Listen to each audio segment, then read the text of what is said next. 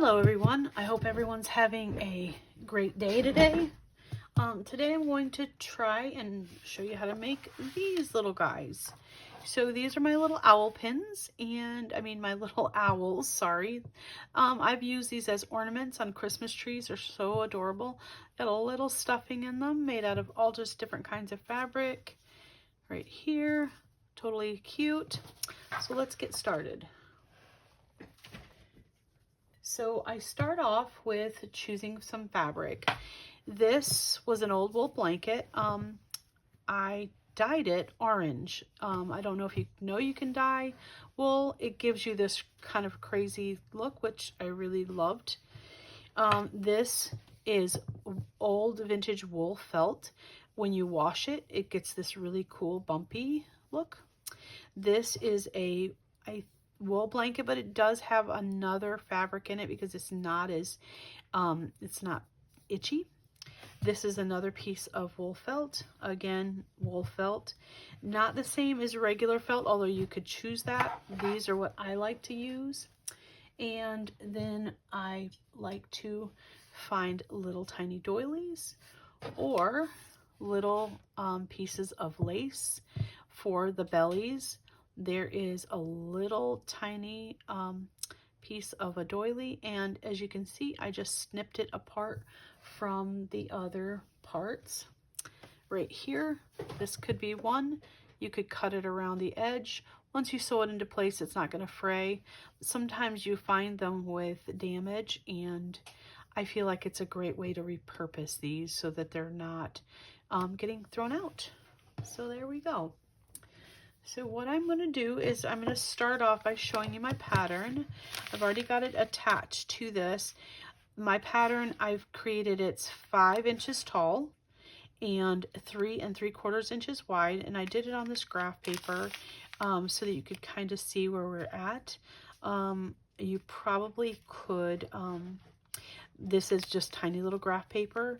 And you could probably count the lines across and count the lines up and actually reproduce this if you wanted to. I'm going to try to put the pattern for this on my Etsy page. And this is the circle that will go in for the belly. If I'm going to be using that lace, I would cut them out with that. What I do is I cut a ton out at the same time so that I have a bunch to do. So cutting this out, I'm not really careful. I'm not a big person who pins a lot. So here we go. This was that vintage blanket. I do like to pick these up when I'm out estate sale hunting. They're very versatile. I've used these wool blankets or wool blend blankets even on a number of things. They're just very, like I said, versatile, especially when you decide you're going to dye them if you need a color and they don't fray. All right, so there we have that. And there we go. And I cut 4 of them out at the same time. I will end up cutting a bunch of these and cutting a bunch of the circles at the same time. The next thing I do is to take one of my pieces and I just layer whatever I'm going to use in the middle. This was a flower motif. Thought it was going to be cute. So all I did is stitched around the edges. Sometimes when you're working on these, they want to pucker a little bit, and so I keep lifting my presser foot as I'm sewing so that I'm not crinkling the thing up. So once you sew around the edge, then you have the piece. And then what I do after that is I take some buttons. I've hand stitched these buttons on. So this is what I would use as buttons. I have like a bin of white buttons. I like to use the brown, hand stitch those on. And then what I've done here is tiny little triangles, and I use some glossy accents to just glue it in place. These are never going to get washed, so the glue is going to be fine on there. If you were in a pinch, you probably could go ahead and just glue the eyeballs down too. If you are not a sewer, you could totally take Wonder Under and iron this on. You just have to be careful of the holes as you are doing these. So I'm going to sew around this. I'm going to start right about here, and I'm going to sew all the way around it to about here, and then I'll show you what I do next.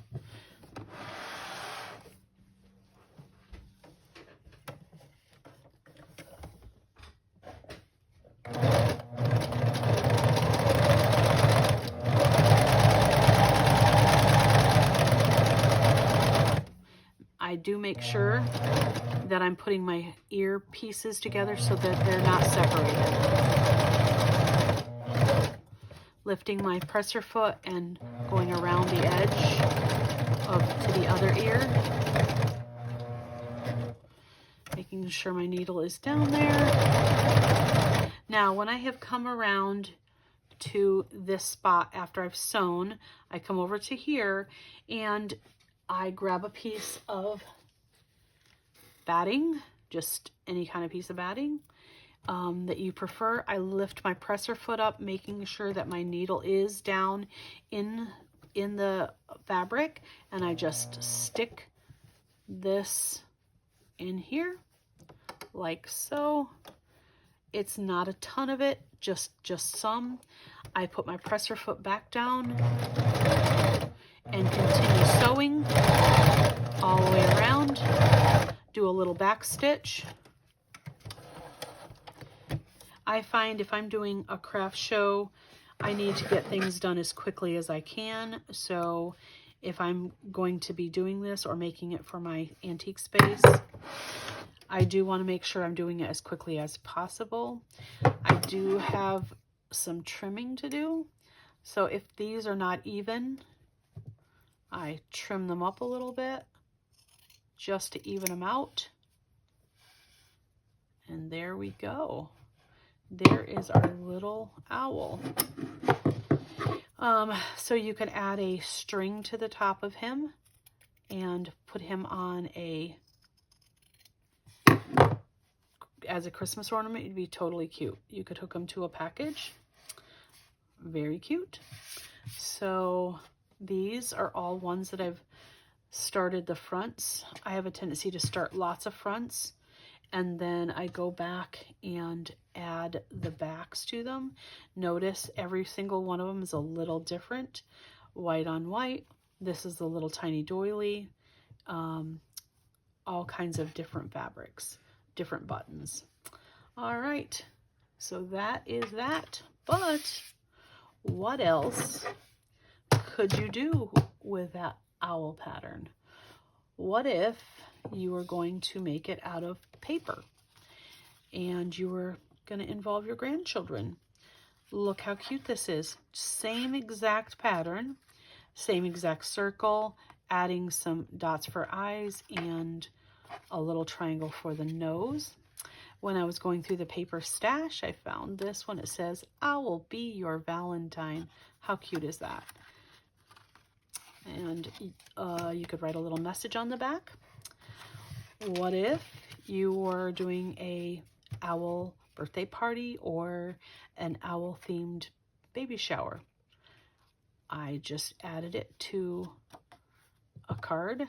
I opened it up, took the same pattern and just hooked the edge together so that the pattern was hooked there, and there you have a little card.